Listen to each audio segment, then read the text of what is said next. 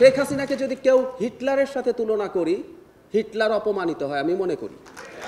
মুসলিনী অপমানিত হয় যদি আপনি শেখ হাসিনাকে হিটলার মুসলিনীর সাথে তুলনা করেন। কেউ কেউ সরকারকে ফ্যাসিবাদী বলেন, আমি আসলে সরকারকে ফ্যাসিবাদী বলি না। আমি যতবার ফ্যাসিবাদী শব্দটা শুনি, আই ডু প্রোটেস্ট দ্যাট।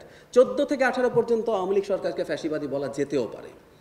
18-র পর থেকে এটা একটা আটারলি ক্রিমিনাল গ্যাং, মাফিয়া গ্যাং। মানে আওয়ামী লীগকে আমরা যদি আওয়ামী লীগকে শেখ হাসিনাকে যদি কেউ হিটলারের সাথে তুলনা করি, হিটলার অপমানিত হয় আমি মনে করি।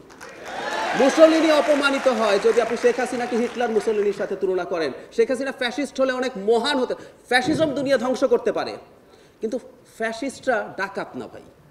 হিটলারের পিয়ন 400 কোটি টাকা কামাইছে টাইপের গল্প আমরা শুনি নাই, আমরা এখানে শুনছি, ডাকাতদের মুখে শুনছি।